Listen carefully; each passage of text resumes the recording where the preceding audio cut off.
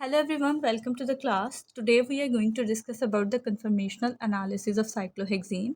Experimental analysis से पता चला कि जो हमारे पास साइक्लोहेक्सीन होती है वो मोस्ट स्ट्रेन फ्री होती है। इसमें कोई भी टॉर्शनल स्ट्रेन नहीं होती और ना ही एंगल स्ट्रेन होती है। इसमें इसका नॉन प्लेनर स्ट्रक्चर होता है, पकड़ फॉर्म होती है इसकी। पकड़ का अगर हम लिटरल मीनिंग देखें तो पकड़ फॉर्म किसी भी चीज़ की ऐसी फॉर्म होती है जिसमें बेंड्स होते हैं या फोल्ड्स होते हैं। तो एक्सपेरिमेंटल एनालिसिस के अकॉर्डिंग हमारी साइक्लोहेक्सीन जो है वो प्लेनर नहीं है बल्कि पकड़ फॉर्म है इसकी, यानी कि इसमें बेंड्स एंड फोल्ड्स हैं। जो साइक्लोहेक्सीन है उसमें बॉन्ड एंगल 109.5 डिग्री का होता है, जो कि आइडियल बॉन्ड एंगल है for any sp3 hybridise carbon atom. अब अगर हम देखें तो हमारे पास जो साइक्लोहेक्सीन है उसकी डिफरेंट कन्फर्मेशंस प्रपोज की गई, जिनमें से हमारे पास बोट कन्फर्मेशन आती है, ट्विस्ट बोट कन्फर्मेशन आती है और चेयर कन्फर्मेशन आती है। ठीक है, तो सबसे पहले हम बोट कन्फर्मेशन को देख लेते हैं। अगर हम बोट कन्फर्मेशन की बात करें तो इसकी शेप बोट की होती है, इस तरह से बोट शेप होती है इसकी, और ये लेस स्टेबल होती है due to 4 pair of eclipse hydrogens. अब एक्लिप्स हाइड्रोजन्स मैंने आपको बताया था ऐसे हाइड्रोजन्स होते हैं जो कि बिल्कुल एक दूसरे के आमने सामने होते हैं। ये तो मैं आप इस तरह से बना के दिखा रही हूँ, अगर आप इसको इस तरह से देखें, सामने से देखें ना, तो ये एक दूसरे के बिल्कुल इस तरह से एक्लिप्स होते हैं और इनमें जो डाईहेड्रल एंगल होता है वो 0 डिग्री का होता है,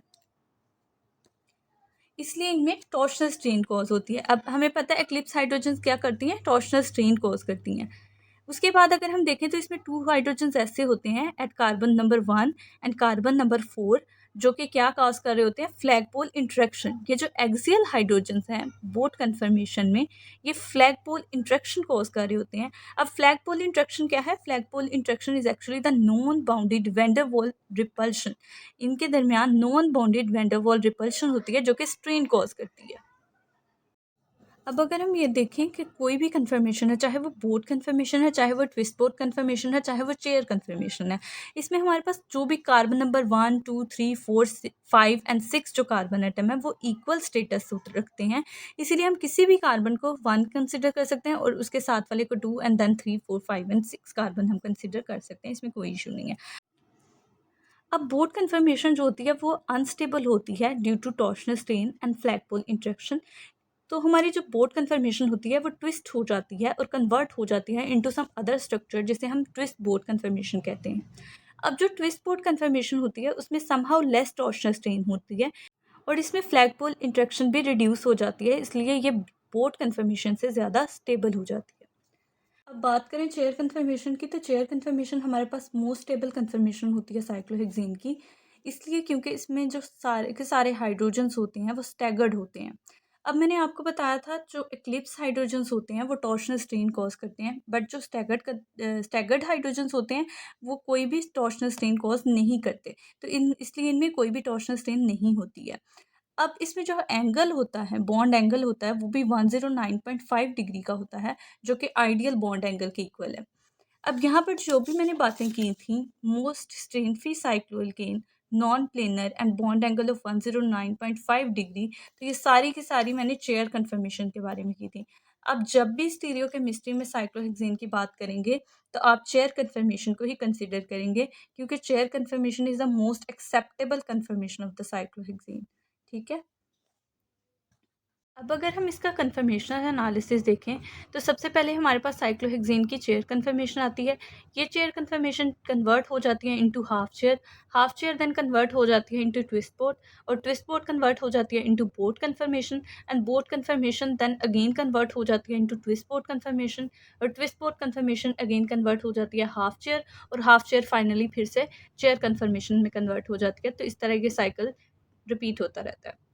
अब अगर हम इसकी एनर्जी डायग्राम देखें तो चेयर कन्फर्मेशन क्योंकि मोस्ट स्टेबल होती है तो चेयर कन्फर्मेशन सबसे कम एनर्जी की होगी। उसके बाद half chair is the most unstable conformation of cyclohexane, तो इसीलिए ये मैक्सिमम एनर्जी पे होगी। और ट्विस्ट बोट क्योंकि बोट कन्फर्मेशन से थोड़ी सी स्टेबल होती है but it is unstable as compare to the chair conformation, तो ये इस एनर्जी लेवल पे होगी, इनके इंटरमीडिएट एनर्जी लेवल पे होगी। अब अगर देखें तो ट्विस्ट बोट फिर कम एनर्जी पे हुई, फिर बोट अगेन हाई एनर्जी पर चली गई, ट्विस्ट बोट फिर से इसकी एनर्जी कम हुई साइक्लोहेक्सेन की और हाफ चेयर में मैक्सिमम लेवल तक पहुंच गई और फिर से सबसे कम होकर चेयर कन्फर्मेशन तक आ गई। और chair conformation is the most stable conformation and it has the lowest energy among all the conformation of cyclohexane. हम कन्फर्मेशनल एनालिसिस करते हैं साइक्लोहेक्सेन का और एनर्जी डायग्राम ड्रॉ करते हैं तो हमारे पास 3 मैक्सिमाज आते हैं, जिनमें हाफ चेयर जो है वो मैक्सिमम एनर्जी लेवल पे होती है और चेयर कन्फर्मेशन जो होती है वो लोएस्ट एनर्जी लेवल पे होती है। तो अगर आपसे क्वेश्चन किया जाए कि which one of the following is the most unstable conformation of cyclohexane, तो most unstable conformation of cyclohexane is half chair confirmation and which of the following is the most stable confirmation of cyclohexane, तो आप कहोगे कि chair confirmation is the most stable confirmation of cyclohexane. This is all for today's lecture. You can take the screenshot of these notes.